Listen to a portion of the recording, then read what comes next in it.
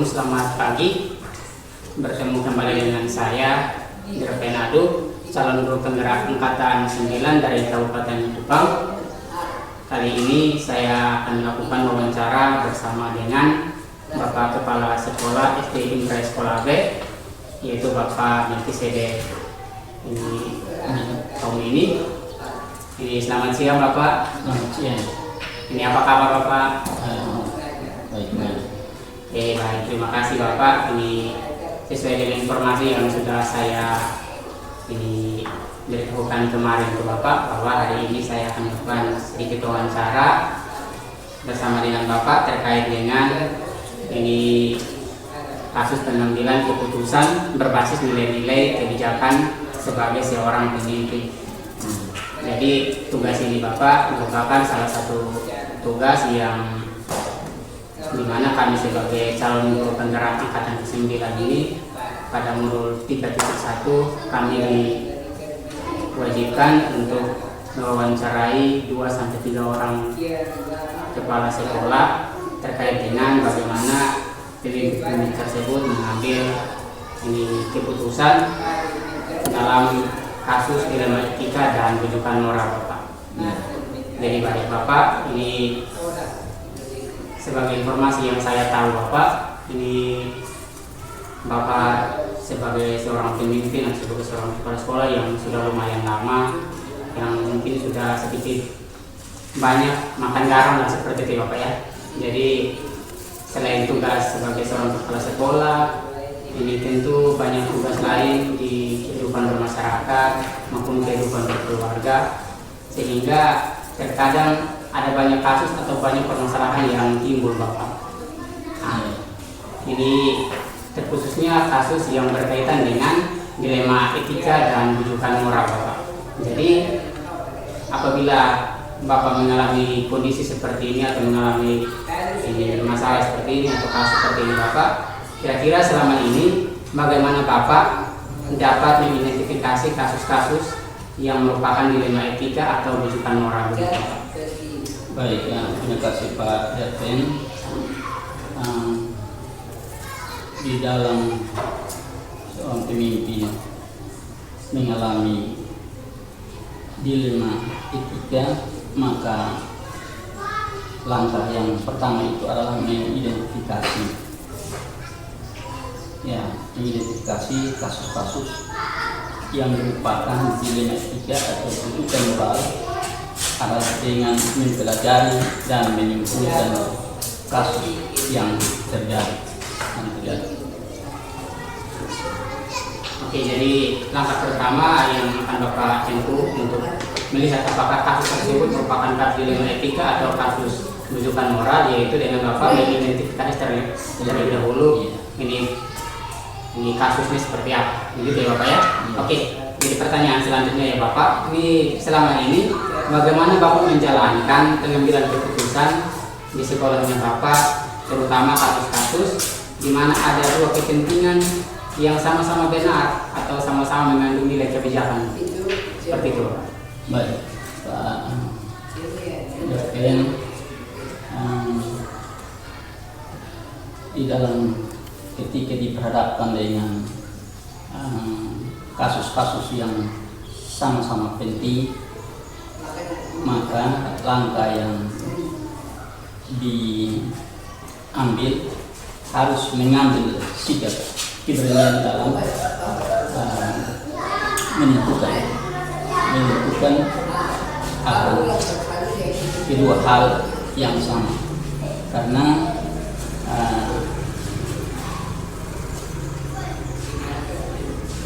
misalkan anak-anak sekolah datang terlambat, lalu itu seolah-olah itu sudah menyalahi aturan, tetapi di dalam keterangan bahwa keluar dia bangun melakukan suatu pekerjaan yang nilainya juga sangat penting untuk pribadi siswa, walaupun dia menyalahi aturan sekolah.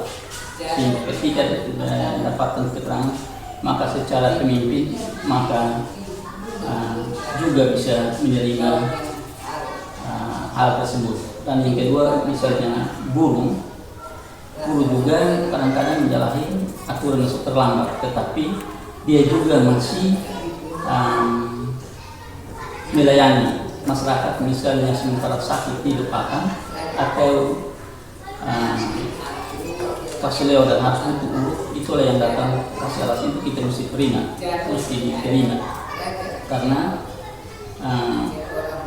walaupun kehadirannya di sekolah juga melayani siswa, tapi juga melayani masyarakat, itu kepentingan bersama-sama, sehingga sikap yang saya ambil adalah tetap menghimbau bahwa pelayanan entah anak atau guru di sekolah itu baik, tetapi kalau dapat di waktu-waktu yang tidak bersamaan dengan kepentingan sekolah.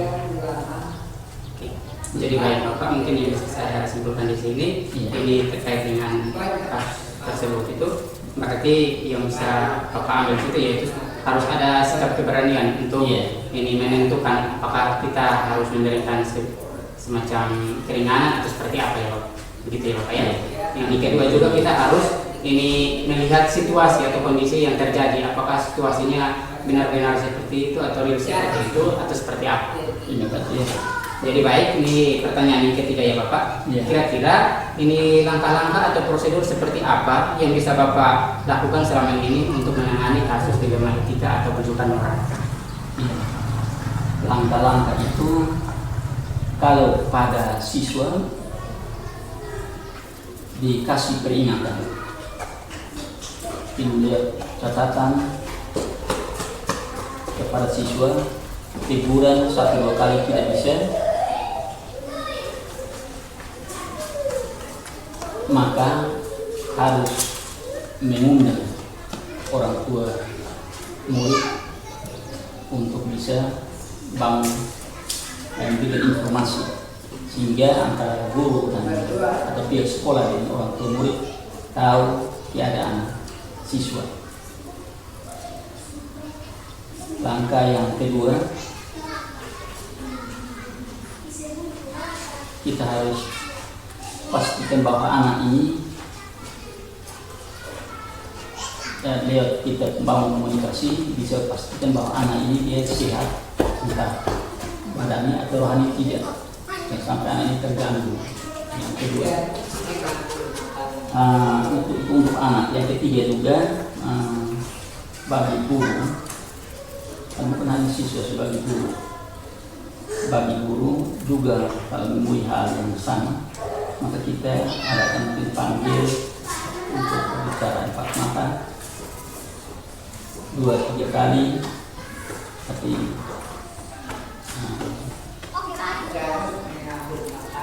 bertindak mungkin lebih bersifat kedinasan.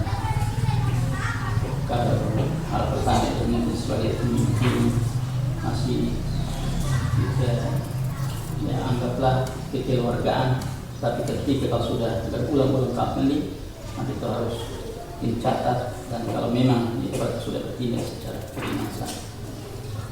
Jadi ini langkah yang Bapak tempuh atau Bapak akan ambil itu yaitu yang pertama itu Bapak akan memberikan peringatan atau teguran. Selain memberikan peringatan atau teguran apabila sudah terjadi secara terus menerus, berarti ini ya, kita harus membangun ini komunikasi, kita harus membangun komunikasi, dan apabila itu terus berlanjut maka Bapak akan mengambil sebuah ini sikap sebagai seorang pemimpin. Oke, jadi baik Bapak, ini pertanyaan yang keempat, ini hal apa saja yang selama ini Bapak anggap efektif dalam pengambilan keputusan pada kasus-kasus dilema etika?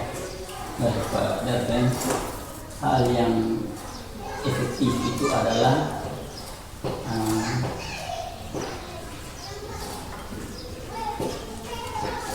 membangun kerjasama. Ketika ada kasus, semua stakeholder yang ada di sekolah ini mungkin kita mengadakan rapat dan membangun percakapan yang terbaiklah seperti apa.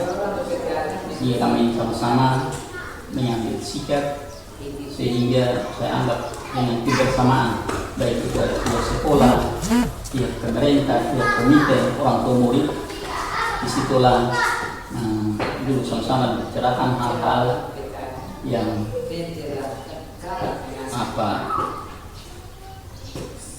dilema etika itu atau kasus-kasus itu bisa efektif untuk mempertahankan situasi kondisi yang proses pembelajarannya dia berjalan terus sampai saat ini.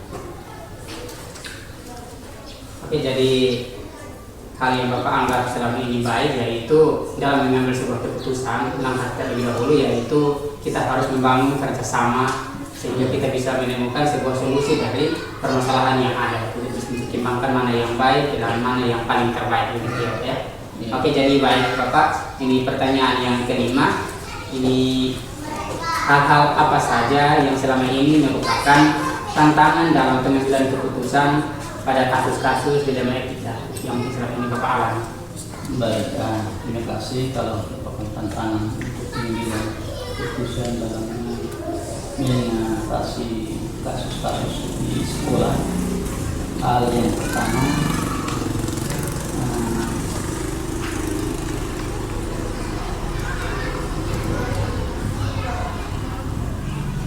untuk anak-anak namanya anak SD,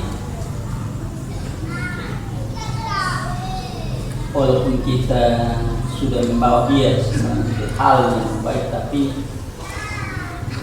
anak-anak dalam perkembangan pengaruh ini dan itu sehingga dia berulang kali walaupun kita sampaikan, tapi dia tetap saja melakukannya.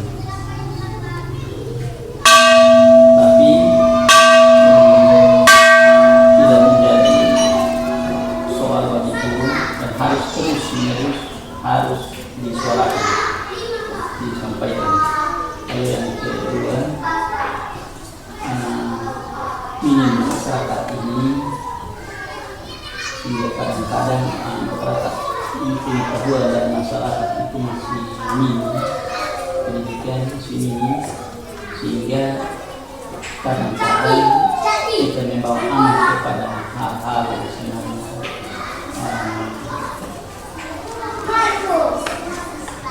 keluar daripada atau membentuk moral daripada anak-anak. Mereka anggap kita menyusahkan, menghina dan lain-lain. Itu yang karena pengetahuan yang masih rendah, sehingga kita mau anak dan tapi itu disangka bahwa kita itu jalan.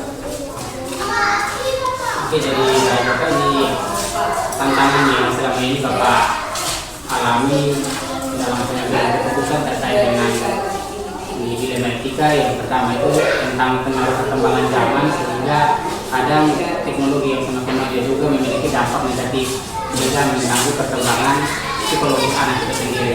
Dan yang kedua, minimnya pengetahuan dari masyarakat sehingga apa yang dilakukan oleh guru ini kita menganggap bahwa itu adalah sesuatu yang baik, tetapi mereka menganggap bahwa itu adalah sesuatu yang salah atau seperti apa seperti jawaban. Jadi intinya adalah minimnya pengetahuan dari masyarakat seperti itu. Jadi baik Bapak, pertanyaan yang ke-6 ini, adakah Bapak selama ini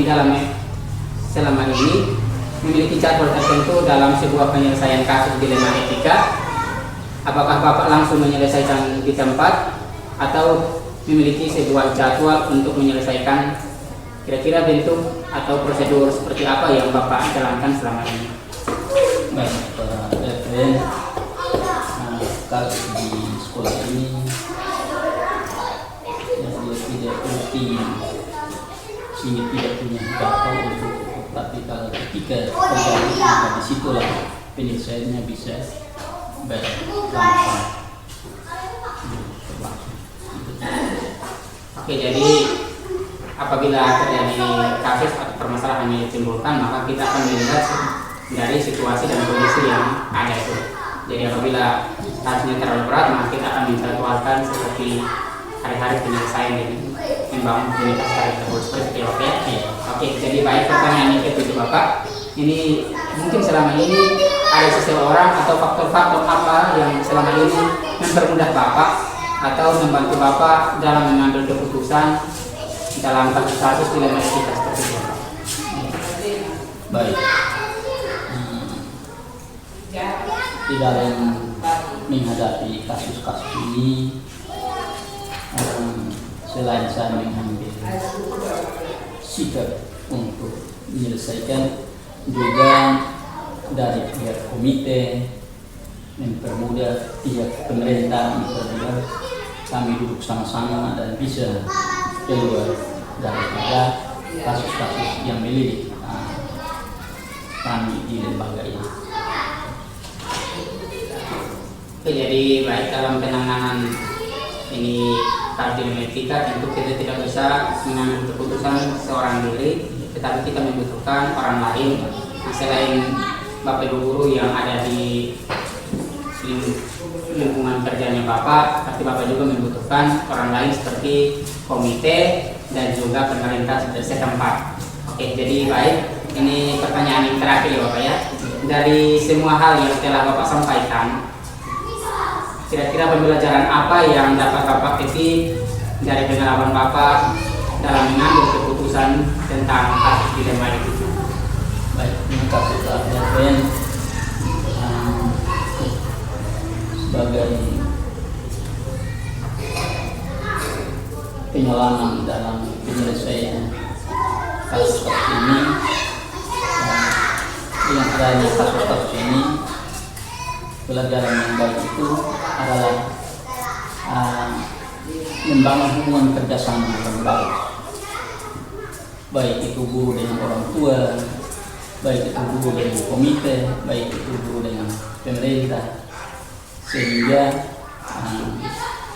ketika kami duduk bersama-sama, maka disitulah juga baik itu masyarakat, baik itu pemerintah atau komite, ketika ada soal, maka kami harus berhati-hati di dalam mengalami. Harus sama-sama kalau ada kasus, disitulah orang tua tahu dia punya kursinya seperti apa, berita komite, bahkan guru ini juga dalam menghadapi misalnya kasus dari anak-anak, maka harus bertindak hati-hati di dalam tangani itu kasus atau persoalan masalah dari anak-anak. Jadi baik, ini dalam menangani situasi seperti itu yang Bapak petik, yaitu yang pertama akan tercipta sebuah ini kerjasama ya, sehingga semakin lebih baik, hubungan kerjasama ini semakin lebih baik. Dan yang kedua, dalam menangani kasus-kasus kita perlu hati-hati dalam mengambil sebuah keputusan. Dan yang ketiga, ini kita juga harus membangun kerjasama dengan pihak lain seperti itu Bapak ya. Oke, jadi baik, ini saya mengucapkan banyak terima kasih kepada Bapak yang sudah mau meluangkan waktu untuk bersama-sama dengan saya dalam mewawancarai Bapak terkait dengan kasus pengambilan keputusan sebagai seorang pemimpin dalam menyelesaikan kasus dilema etika atau kasus pembunuhan moral. Jadi baik, sekali lagi terima kasih Bapak. Oke, terima kasih. Siap Bapak, terima kasih. Jadi baik, ini demikianlah hasil wawancara saya bersama dengan Bapak Melkisedek Homini, Kepala Sekolah SD Impres Sekolah B. Sampai bertemu lagi di kesempatan berikutnya. Baik.